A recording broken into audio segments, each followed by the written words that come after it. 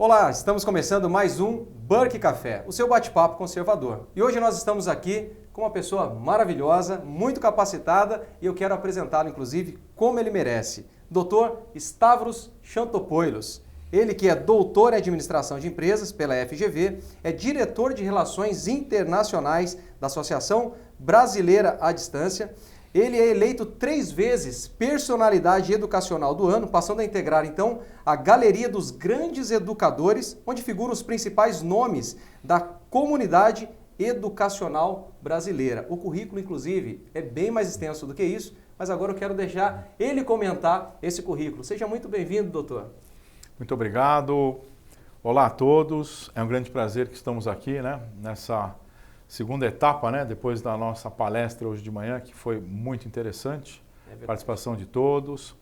E, na realidade, para simplificar as coisas, eu prefiro que as pessoas me enxerguem como uma pessoa que se dedica integralmente à educação. Eu sou um educador, apesar da minha formação original ser de engenharia, engenharia de produção, com pós-graduação na área de qualidade e produtividade e meu doutorado na área de administração com enfoque em gestão do conhecimento.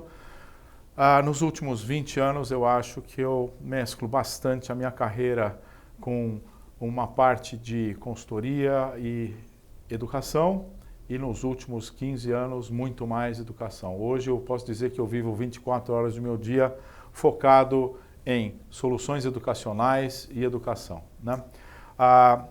Se eu tiver que destacar alguma coisa, eu luto pela democratização do conhecimento, num contexto bastante amplo, porque acredito que com isso a gente consegue libertar o ser humano.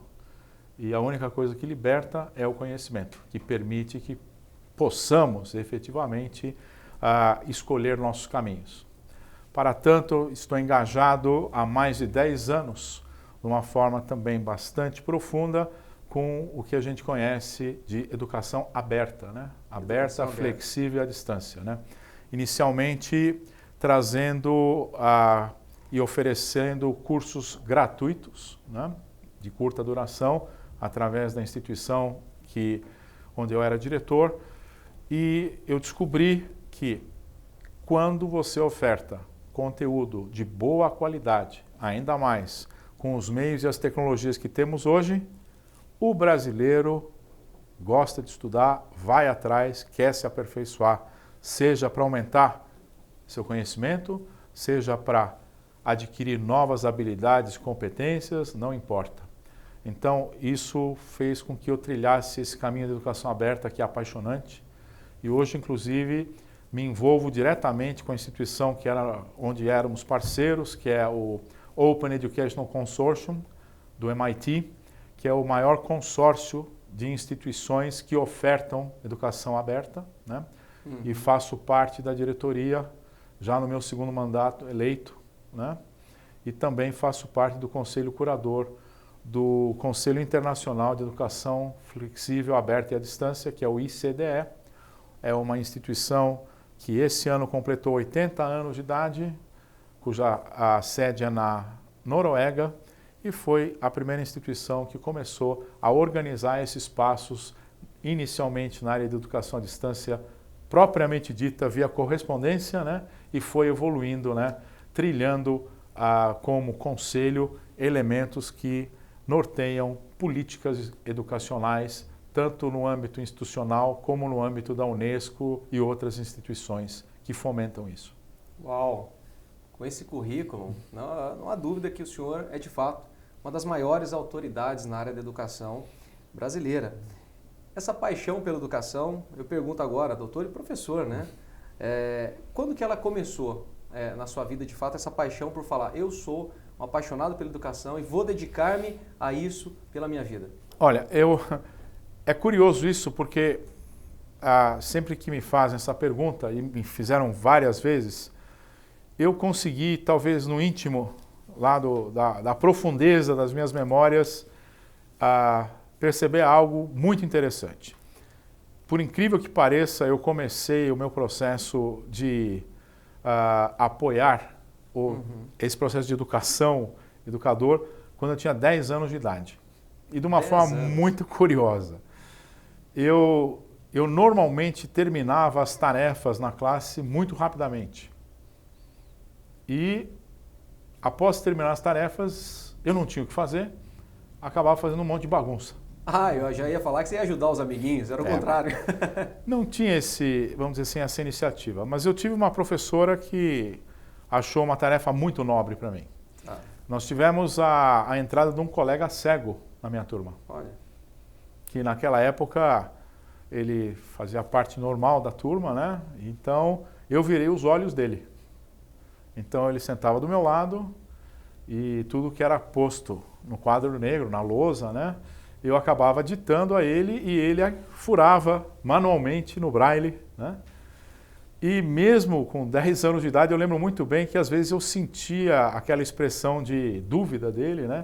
E eu acabava interagindo, sanando dúvidas, etc. Então eu acho, que ali surgiu essa paixão. Já resgatando um pouco, né? Essa memória, Tá. Que eu tenho certeza que aí é que surgiu esse processo. Depois eu também sempre dei muita aula particular, né, ajudando colegas em reforço, né? Aula de inglês dos 17, sempre para conseguir completar e me manter. Né, na época de faculdade. Faculdade, já. Isso. E depois, quando eu me formei, efetivamente, mais ou menos uns 2, 3 anos depois da minha formatura, eu fui convidado para fazer uma palestra sobre um projeto que a gente tinha implementado numa empresa que trouxe bastante resultado, num curso de educação continuada na Fundação Getúlio Vargas em São Paulo, e comecei a palestrar. Nesse mesmo momento eu achava importante, trabalhando com consultoria, também seguir os estudos para aprofundar. Comecei meu mestrado e a partir daí, vamos dizer, em torno de 1986, por aí, eu comecei e voltei a ter uma vida entre acadêmico e profissional corporativo, né? Então, e aí, a partir de 94 eu passei num concurso na FGV e oficializei a carreira como docente, né? Em tempo parcial, nunca com dedicação exclusiva. Formalizou ali a Formalizei, carreira como professor. E por coincidência, nessa época tivemos um diretor na escola com uma visão muito além do que a maioria das pessoas, uma pessoa extremamente competente, o professor Michel Zeitlin, que visualizou que o mundo estava mudando e que a tecnologia já começara a fazer parte desse processo de comunicação nossa. E aí foi quando ele começou a buscar soluções para a gente iniciar um processo de educação à distância. E desde essa época também me envolvi com a educação à distância, na elaboração de cursos, coordenando cursos, tá certo? E mais tarde assumi toda a área de educação à distância da Fundação Getúlio Vargas, né, em 2008, e fiquei dirigindo, foi quando eu comecei a introdução dos cursos gratuitos e etc. que eu te mencionei. Desde então 24 anos de experiência em EAD. EAD, mais ou menos isso. Muito bem, muito bem. Professor, nós temos alguns números aqui que são alarmantes, são muito preocupantes. A cada 100 crianças que ingressam no ensino fundamental, mais de 50% não concluem o ensino médio. E se considerarmos os analfabetos formais, aí, chegamos a 40 milhões de analfabetos, chamados aí de analfabetos funcionais. É isso mesmo? É isso. E desses que concluem, 90% não conseguem fazer contas simples de matemática. Porcentagem, coisas dessa natureza, que na realidade é aritmética, né? Não é nem uma matemática mais sofisticada. Sim. Nós estamos falando de coisas de regra de 3, porcentagem, coisas desse tipo, né? Os analfabetos, pelo último levantamento do IBGE, chegam a quase 11 milhões ainda. É uma loucura, né? E havia a meta no próprio Plano Nacional de Educação e no próprio governo de se eliminar o analfabetismo. E não conseguiu cumprir essa meta, em função até de não haver um planejamento adequado para isso. E a gente percebe pelos últimos levantamentos que, se a gente levantar o esforço que foi feito para isso, fica evidenciado que não houve planejamento. Porque pelo número de professores envolvidos em alfabetizar, não crianças que estão em idade de alfabetização, tá certo? Que aí a gente tem mais ou menos 1 milhão, quase 900 mil, quase 1,5 milhão de professores envolvidos nesse processo, tá certo? E mesmo assim, as crianças hoje em dia, muitas delas chegam a até 8, 9 anos de idade e ainda não estão alfabetizadas, uma boa parte. Se a gente pegar os jovens e adultos que precisam de alfabetização, o número de professores envolvidos nessa alfabetização de jovens e adultos é menos de 1/4 do que o necessário. Agora, não precisa de nenhuma conta miraculosa, né, mirabolante, para que você perceba que é falta de planejamento. Falta de planejamento. Porque se você tivesse mapeado adequadamente onde que estão essas demandas, você certamente poderia ter encaminhado isso com simples processos de preparar tanto professores como atrair alunos para que isso fosse erradicado. E quem não quer ter a capacidade de poder ser letrado? Exato. Quem não gosta disso?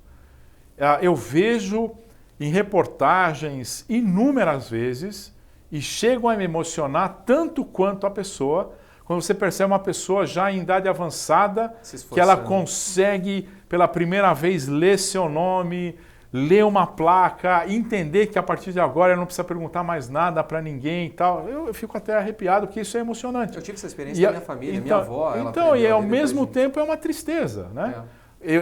A gente se emociona pela força da pessoa que tem e ao mesmo tempo isso denota a falta de interesse e a falta de compromisso daquele que assume o cargo, tem a caneta e não toma a providência que deveria tomar. E agora vem a próxima pergunta, inclusive dentro dessas estatísticas, mediante essa perspectiva. Há esperança para a educação brasileira? Se a gente achar que não há esperança, aí eu acho que a gente perde totalmente toda a crença que a gente pode ter em relação ao ser humano. Eu, particularmente, nunca desisto. Dá para reverter esse quadro? É óbvio. É óbvio que você não reverte o quadro da noite para o dia. Tá certo? Nós não estamos falando de um problema pontual, que mesmo nos problemas pontuais, a gente percebe que o brasileiro não reage. Tá certo? Ou quem tem a caneta na mão não toma as medidas que deve tomar, tá certo? E vou dar um exemplo. A gente tem um desastre por excesso de chuvas, um desastre natural, um desastre provocado, tal. É só ver quanto tempo se arrasta para que as coisas voltem a uma normalidade. E por outro lado, quando a gente olha exemplos de países que não têm recursos naturais, tal, etc., mas o povo tem consciência, está lá na frente. Você tem furacões, terremotos, etc., em países como o Japão. 9, 10 dias depois, está tudo restabelecido. E eu não estou falando de restabelecer conexões de fios, reconstrução de estrada, operação de aeroporto, volta. Então, como que a gente não consegue reverter? Qual que é a diferença que existe em relação à distribuição de inteligência que existe entre esse povo e o nosso? Nenhuma. O que está faltando justamente é a visão e os valores que estão por trás de tudo que a gente está efetivamente planejando nesse processo. E uma consequente gerência que funciona. E o processo é um processo que não é um processo isolado, é um processo sistêmico. É sistêmico. Isso. Então, se a gente pegar isso e fizer um comparativo simples de rodas ou de engrenagens de um relógio, né? O que está acontecendo? A cada X tempo o nosso ponteiro para de funcionar. É o que está acontecendo hoje em todos os estágios. Então, se eu pegar a primeira engrenagem, que seria a parte da primeira infância lá, né? Ela está ligada depois com a parte da primeira fase do fundamental da educação infantil, depois o fundamental 2, ensino médio, ensino formativo, tá certo? Educação continuada, né? Pós-graduação, ciência, tudo isso são engrenagens. São engrenagens. O que a gente faz? A gente começa as reformas pelo ensino superior. É a mesma coisa que você começar a construir sua casa pelo telhado. Né? Quando deveria trabalhar a base. E as colunas são de isopor. Né? A consequência é ruína. Então tem que começar. E a prioridade é justamente nessa primeira fase da vida. Ou seja, eu não sou especializado nessa área especificamente, mas a gente vê pela literatura, pelos estudos tal, que fala-se nos primeiros 1000 dias da criança como os dias fundamentais para o seu desenvolvimento para o resto da vida. Vamos analisar o que ocorre com a maior parte das nossas crianças nesse país nos seus primeiros 1000 dias. condições de saúde, saneamento, possibilidade de creche, alimentação. Então perceba, não é um problema isolado, tá certo? Mas certamente a educação tem que ser o elo indutor de tudo isso e depois, obviamente, você ter soluções e programas transversais que façam com que isso comece a gerar uma massa crítica diferente. Perfeito. A gente tem um prêmio Nobel de Chicago, Heckman, de economia, que comprovou cada dólar que você investe nessa faixa etária de 0 a 4 anos representa um retorno de mais de 12 ou 13 dólares. Olha. Não precisa. Você quer... 1.300%. Qual investimento te dá isso? Vale muito Então, o que a gente está esperando para agir, né? Para efetivamente agir? E, obviamente, tem que iniciar a tratar desse assunto de forma estruturada, né, e dar sequência. Se a gente olhar para a evolução, é só ver, recentemente foram publicados os IDEBs, né, mais recentemente o IDH, e a gente percebeu que não houve evolução quase nenhuma nos últimos 20 anos na nossa educação, com exceção de metas muito modestas que foram atingidas no Fundamental 1, que não deixa de ser uma vitória. Né? E para não deixar transparecer que estamos fazendo uma relatoria de caos, ninguém está eliminando, em hipótese nenhuma, as iniciativas que dão certo, tanto na área pública quanto na área privada, nesse ambiente educacional básico. Né? A gente tem exemplos muito interessantes hoje em dia, tá certo?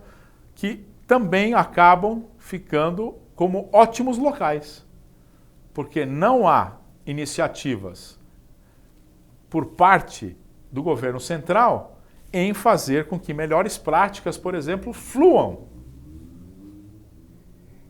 entre estados, municípios, instituições, organizações, tá certo? Então, também não existe só caos, óbvio. E como é que a gente faz para organizar tudo isso? E o importante é que vai ter que haver um processo de planejamento de longo prazo, tá certo? E, obviamente, o conserto e o enxerto de dentes novos que estão quebrados ao longo dessas engrenagens. Montar essa engrenagem. Exatamente. Para funcionar. Agora, o Brasil, ele é um país que se incentiva muito, inclusive, a formação de uma graduação, né? A pessoa fazer uma faculdade. Mas a impressão é que o mercado ele não absorve esses formados. Isso seria consequência do que acabamos de falar, que a base ela é atingida, então não se consegue colher o fruto quando a pessoa mais precisa, que é o mercado de trabalho? Você tem dois fatores. Vamos supor que a base é atingida e você tem um alunado que chega no ensino superior não preparado para o ensino superior. Certo. Mesmo assim, os currículos não correspondem necessariamente às demandas reais do mercado de trabalho. Então você já tem uma perda aí pela falta de alinhamento da realidade da demanda do mercado com a formação que você fornece. Ok? Ok. Por outro lado, esse é o segundo fator. Eu teria que alinhar melhor essas demandas. E entender que é muito importante, sim, todo mundo ter ensino superior, mas o ensino superior e principalmente a pós-graduação, etc., não é necessariamente para toda a população. Isso pode ser escalonado, tá certo? E não precisa necessariamente ser um processo de terminei o ensino básico, o ensino médio no caso, né, e vou direto para a universidade e essas são as opções. Eu tenho como efetivamente criar outro tipo de opção e fortalecer, por exemplo, eixos intermediários de estudo mais técnico, tecnológico e vocacional que está em falta. Vai ser mais efetivo e o mercado não só efetivo, né? Vai permitir que você tenha condições de conseguir um emprego, tá certo? Muito mais que empregabilidade, trabalhabilidade, né? Isso faz uma diferença na economia conjuntural de um país? Enorme. E permite que o indivíduo passe a ter renda. E ao ter renda, se ele escolher depois buscar seu diploma, ótimo. Fica mais fácil até para que ele siga. Então a gente quebra esse elo e esse elo se quebra talvez pelo paradigma do diploma. Exato, porque hoje criou-se essa impressão É. de que a faculdade ela ocupou o lugar do ensino médio de antigamente. É uma consequência, todo mundo é meio que obrigado a fazer para poder ingressar no mercado. E acontece isso. E o brasileiro ele tem um dogma em relação a profissões mais técnicas. Tá certo? Okay. Então temos que romper esse paradigma e talvez pensar num paradigma mais associado ao saber do que propriamente ao diploma. Muito bem. Agora, o modelo construtivista de educação, lá de Piaget, adotado e adequado aqui no Brasil, né, por Paulo Freire, naquela pedagogia do oprimido, eles estão por trás desse bastidor como consequência da educação, na sua opinião? Olha, eu diria para você, é interessante que o Paulo Freire, toda vez no exterior que nós mencionamos que somos do Brasil, nós somos extremamente bem vistos pelo Paulo Freire, pelo fato de sermos, tá certo, da mesma nacionalidade que o Paulo Freire. Sendo ele o patrono aí da Sendo educação o patrono brasileira, da educação brasileira. O que a gente intui disso? Essa pedagogia proposta por Paulo Freire, ela também padece de como será utilizada. Porque eu conheço estudiosos da área educacional, pedagogos, até neurocientistas, que se utilizam de todos esses conceitos do Paulo Freire sem necessariamente partirem para enviesamento ideológico. Então, é uma questão de você ter a ferramenta, o ferramental e como você está utilizando dele. A história de não é o que você fala, mas como você fala. Como você fala e como você faz. Então, é o como. O porquê está muito bem resolvido pela teoria, por tudo que ele propõe. O problema é o como e o que é feito. Tá certo? Enxergar isso pelos olhos do marxismo passa a ser muito mais perigoso. Exatamente. E isso vale para qualquer coisa. Tá certo? Qualquer conceito que a gente pode criar elementos comparativos e paradoxais a tudo que a gente está colocando. Então, para mim, por exemplo, a perda do Paulo Freire foi grande para a humanidade? Com certeza, não tenha dúvida. Ele é uma das pessoas mais citadas na área de educação em nível mundial. Agora, aqui certamente utilizou-se com esse viés, não tenha dúvida nenhuma. Muito bem. Quanto ao homeschooling, há espaço na educação brasileira para o homeschooling? A pergunta seria, para aquelas camadas mais pobres, aquela mãe que não tem o ferramental talvez necessário para a aplicação do homeschooling, e o ponto é, a gente sabe que não vai ser obrigatório a proposta de quem defende homeschooling, mas para aquela mãe que tem essa brecha de ensinar em casa, aí a pessoa não tem nem a escola formal e a mãe já não está ensinando mais em casa. Isso pode ser um risco ou não? Como o senhor enxerga essa proposta para as camadas mais pobres e necessitadas aí da sociedade? Para as camadas mais pobres vai ser extremamente difícil aplicar homeschooling, né? Difícil, mas e se a mãe alega que vai utilizar e por isso não manda mais a criança para a escola do Estado? Isso não pode trazer um problema ainda maior do que o atual? Esse talvez seja o grande entrave de se aprovar algo dessa natureza e possa fazer com que isso se torne um processo mais negativo do que positivo. E há saída para resolver esse tipo de incógnita atual? Olha, saída é óbvio que a gente nem pode falar em homeschooling porque a gente não conceituou, eventualmente está conceituado isso, mas não existe nem lei aprovada, né, e nenhum marco que regulou esse processo todo, tá certo?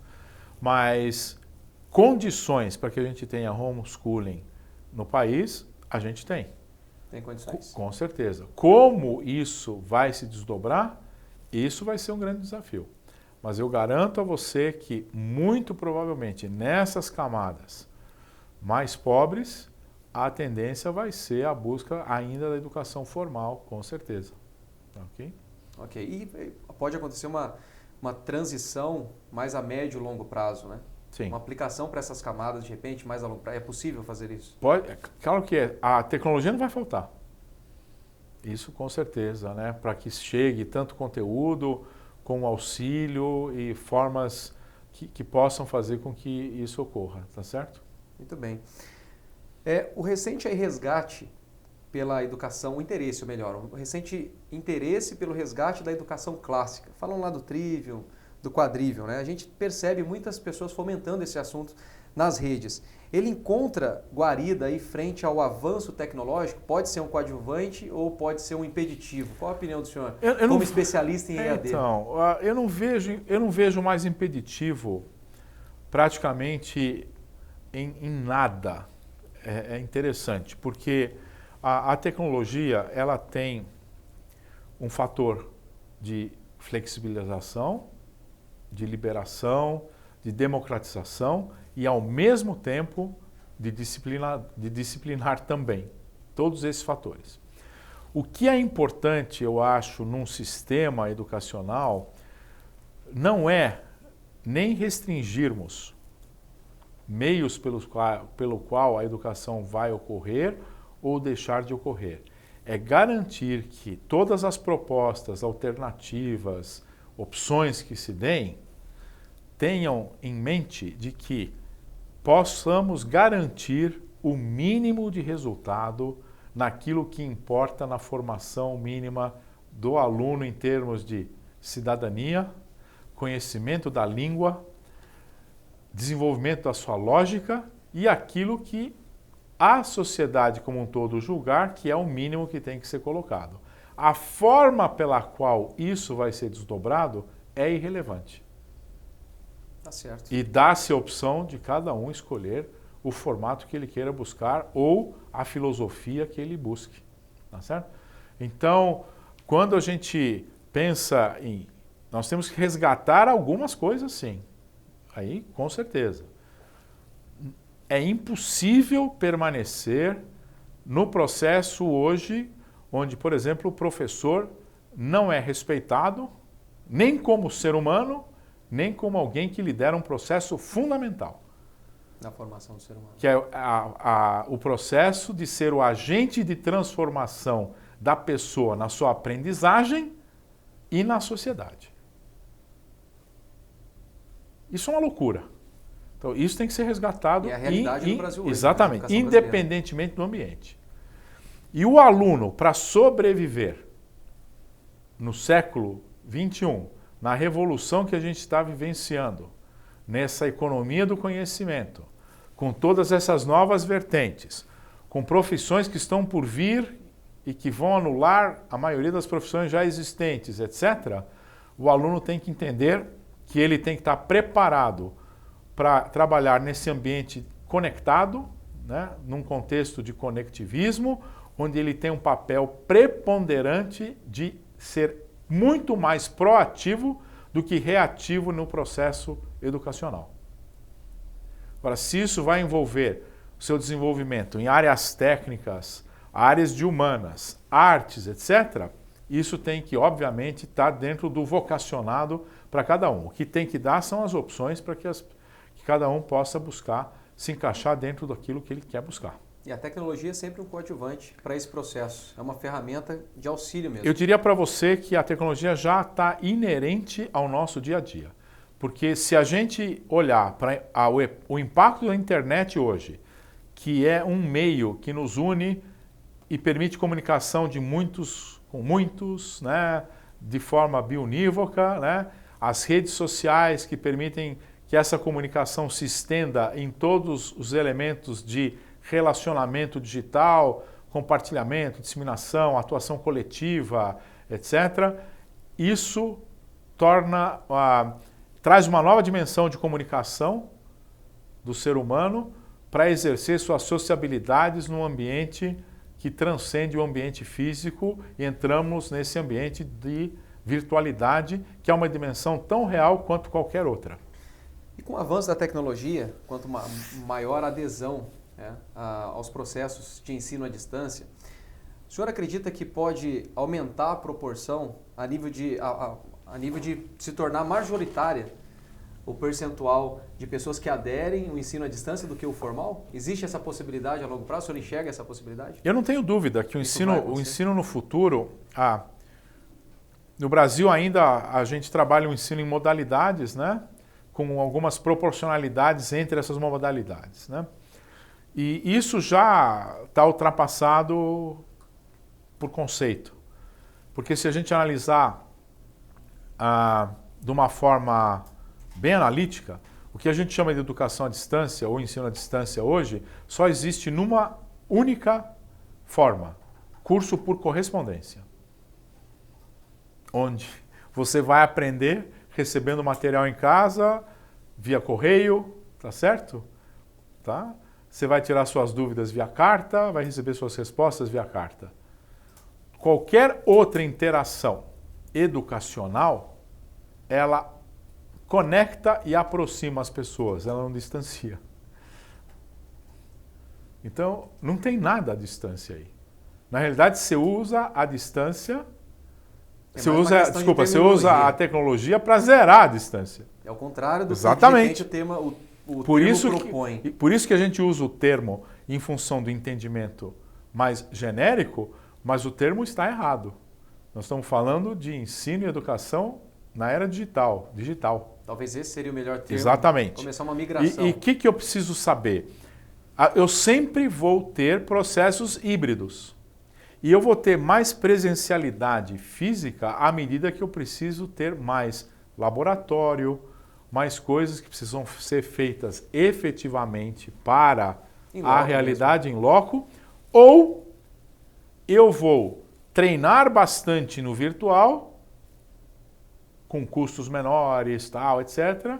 E depois que eu tiver craque na simulação, eu vou lá e faço o verdadeiro negócio, aprendendo mais rapidamente, evitando acidentes, perda de material, etc. É um processo até mais sustentável se eu pensar em processos como solda, por exemplo. Eu posso ter um laboratório virtual de solda, ninguém vai se queimar, você não vai poluir. Um custo. Não vai ter custo material, tal. Então, treinei na solda virtual. Depois que eu tiver treinado um número X de horas, eu vou lá e faço minha primeira solda. Certamente essa primeira solda vai estar quase que perfeita. Se fosse no processo formal, seria a 10ª. Seria talvez. a décima, você vai ficar meses para fazer. Faz muito sentido. Isso vale para tudo, desde do técnico até os cursos formais de universidade, onde, por exemplo, eu posso ter aulas, o meu material sendo estudado virtualmente com os meus colegas, com suporte do professor ou do tutor, onde eu mastigo, desconstruo, reconstruo o conhecimento, tá certo? Funilo, e de repente, quando eu vou para o encontro presencial, é de altíssimo valor agregado e simplesmente para consolidar o conhecimento, tá certo? E concretizar o processo. E perceba a vantagem disso. Eu tenho problemas de mobilidade, de trabalho, tempo escasso para estudar, tá certo? Então, cada vez mais o futuro vai ser híbrido no ensino e vai ser dosado de acordo com a característica de cada área educacional. Então, você vê, eu não vou precisar dobrar o tamanho da minha universidade. Com o mesmo número de salas, talvez eu possa ter 3 ou 4 vezes o número de alunos. Porque eu vou usar o ambiente virtual como espaço de aprendizagem, de ensino, de estudo, etc. Então, é isso que precisa. Esse é o futuro próximo. Isso já está acontecendo, mas infelizmente ainda está acontecendo não num contínuo aqui no nosso país, em muitos países, mas sim de forma discreta, tá certo? Não tem essa fluidez com que eu estou conversando com você aí. Mas se tiver uma gerência efetiva, funciona. E não só gerência, tem que quebrar muitos tabus aí. Recuperar as engrenagens citadas? A gente tem marcos regulatórios para tratar, mudança eventualmente de legislação, tá certo? Ok? O próprio sistemas de avaliação e de supervisão, né? As filosofias desses sistemas, que diga-se de passagem, o Brasil tem sistema de avaliação e de supervisão extremamente sofisticado e muito bem elaborado, que são, dentro do contexto da gestão, mal utilizados, tá certo? Subutilizados. Então, nós não podemos jogar nada disso fora. Precisamos pegar tudo isso e trazer para esse tempo aqui. Isso, inclusive, nos dá muita esperança, nos mostra que temos um norte a seguir. Se tiver a boa vontade, dá para fazer. Boa vontade, vontade política e se, principalmente, para quem está nos assistindo, você fizer a sua parte e exigir. E hoje não tem desculpa, porque aqui, com esse aparelhinho aqui, que o meu está desligado por causa da entrevista, né? Você está conectado no mundo. Sim. Você é um hub. Você é um hub. Você pode se conectar com pessoas que têm interesse comum, criar seu grupo. Isso vale para a sua instituição, para as suas ideias, para o país como um todo, tá certo? E a consciência que isso traz para todo mundo em qualquer ponto do nosso país é igual hoje em dia. Então não há diferença da informação que um jovem recebe no nosso extremo norte, ou no extremo sul, ou no extremo leste e extremo oeste. Não há diferença. Então essa consciência existe. Então o que eu sinto, se eu tivesse na pele dessas pessoas que têm a possibilidade, porque nós temos 200 milhões de celulares, né, no país, não é brincadeira, que tem a possibilidade de ter essa consciência toda, eu imagino o desespero dessa pessoa se ela não tem acesso a tudo isso. E essa é a hora de exigir esse acesso. Esse é o momento.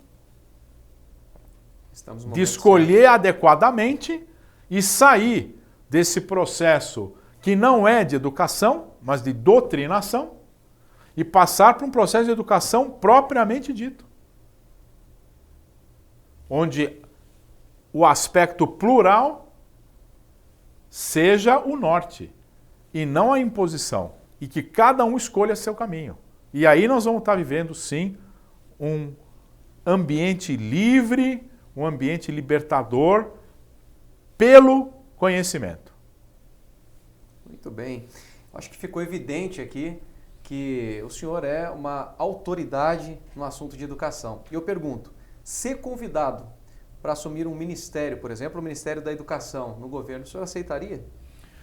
Olha, Wagner, eu tenho claro na minha cabeça o seguinte, eu não tenho nenhuma proposta, nenhum convite para cargo, etc., nada fechado.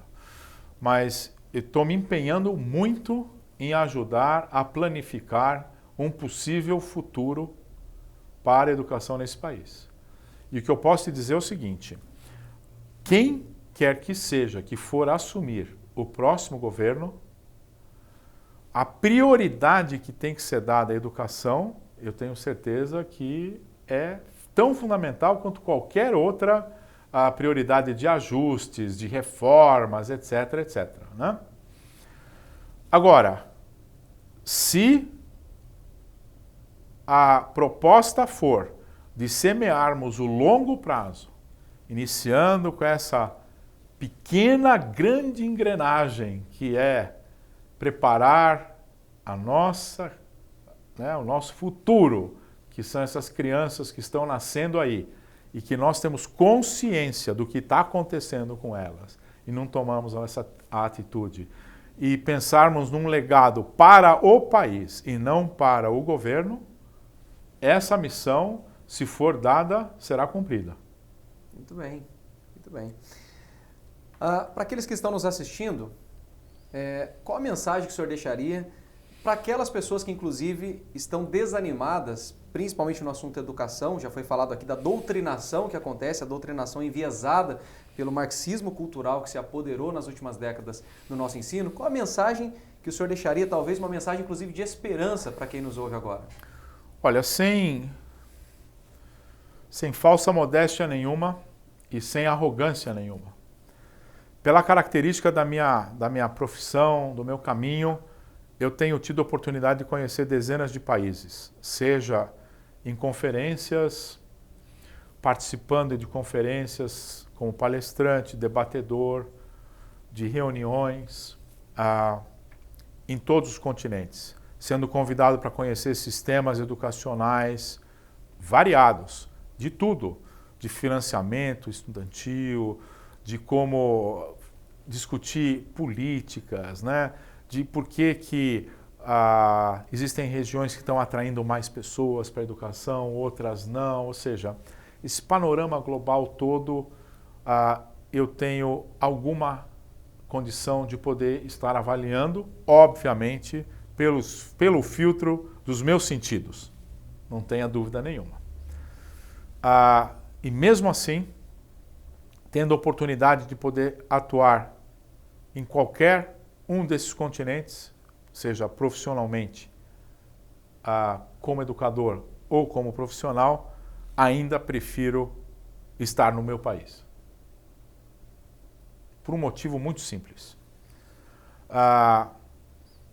Se olharmos para o Brasil na sua estrutura natural, fica evidenciado que, em termos econômicos de longo prazo, talvez sejamos o país de menor risco possível.